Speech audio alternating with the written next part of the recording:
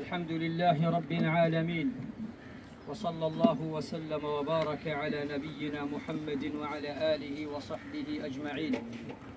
أما بعد، السلام عليكم ورحمة الله وبركاته.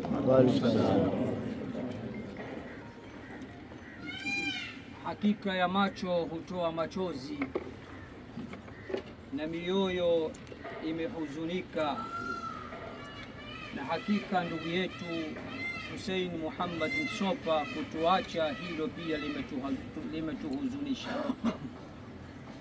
Kifo cha ndugu yetu ni alama miongoni mwa alama za kiyama, na hayo kayasema bwana Mtume Muhammad sallallahu alaihi wasallam katika hadithi iliyo sahihi: inna min ashrati as-sa'a maut al-faj'ah, hakika miongoni mwa alama za kiyama ni kifo cha ghafla, umauti wa ghafla, vifo vya ghafla.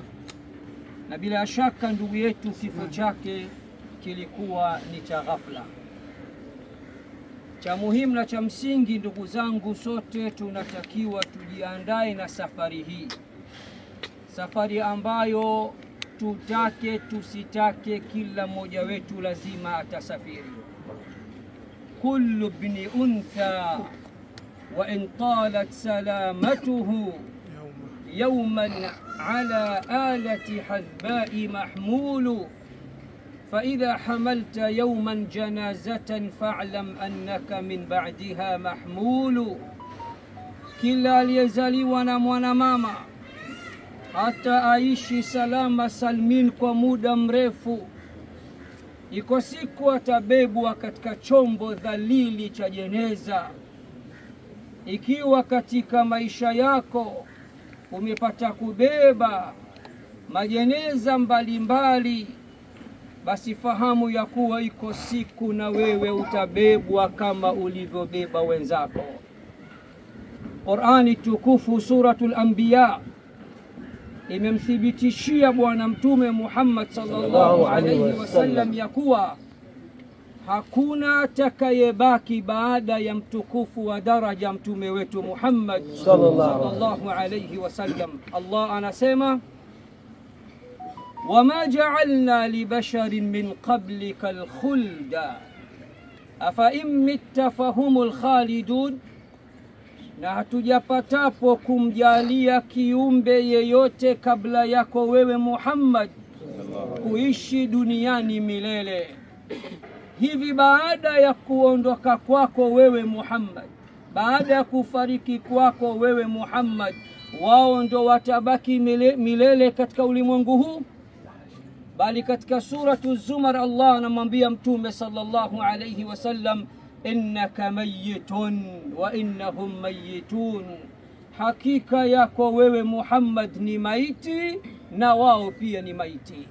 Kwa kumalizia, ndugu zangu, katika vituo vitano ambavyo kila aliyeandikiwa kuja kuishi duniani, kituo kigumu ndugu zangu kuliko vituo vyote ni kituo cha kaburi.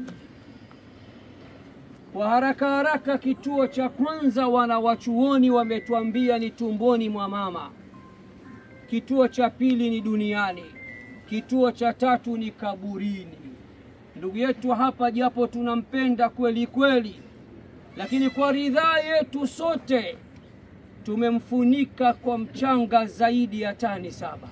Allahu Akbar. Alipokuwa hai tulikuwa hatukubali hata mchanga umguse apate madhara yoyote, lakini leo sisi wenyewe tumeamua kumzika na kumfunika kwa tani 7 ya mchanga.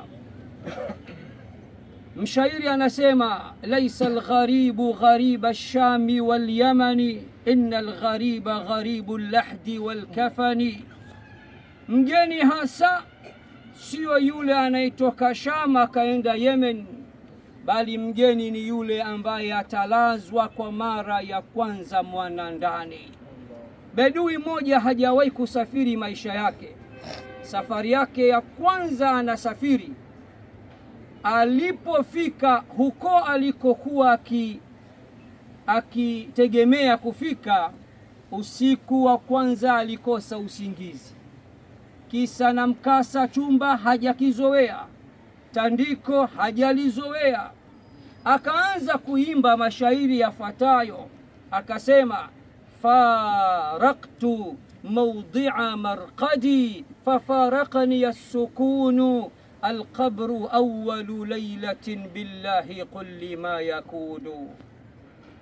Leo nimetengana na chumba changu, tandiko langu, godoro langu, kitanda changu. Nimekuja ugenini, utulivu umenikimbia, usingizi umetoweka.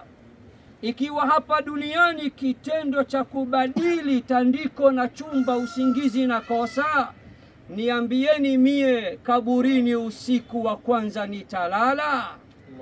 Yetu yupo katika kituo cha 3, cha 4 kinaitwa al-barzakh, na ndani ya Qur'an kimetajwa mara moja tu katika suratul Mu'minun, na cha 5 cha mwisho kinaitwa kituo cha yaumul al-mahshar, siku ya kiyama.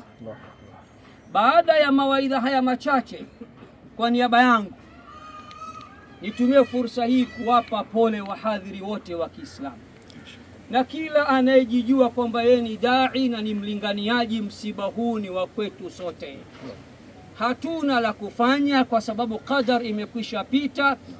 Tunachotakiwa kufanya sasa ni mambo makuu mawili. Cha kwanza ni kumwombea sana dua, si leo tu, mara kwa mara tukimkumbuka. Cha pili, ameacha familia, na mimi na Sheikh Al-Hadi tumekaa na mtoto wake wa kiume hapa, tulikuwa tunazungumza naye. Maskini ni mtoto mdogo na ana mtihani mzito, yuko form 4 ndio anatarajiwa kufanya mtihani kesho kutwa. Nampongeza Sheikh Al-Hadi, amemtia moyo sana, akamwambia baba yako OG ameondoka, tumebaki sisi baba zako wengine. Kwa hiyo udugu wa kweli ni kumfaa ndugu yetu pindi anapopata matatizo na kufaa familia yake. Kwa pamoja tuungane, ana watoto 2 tu, pale watakapohitaji tuwasaidie kadri ya uwezo wetu. Hadha wa sallallahu wa sallam wa baraka ala sayyidina Muhammadin wa ala alihi wa sahbihi wa sallam, walhamdulillahi rabbil alamin.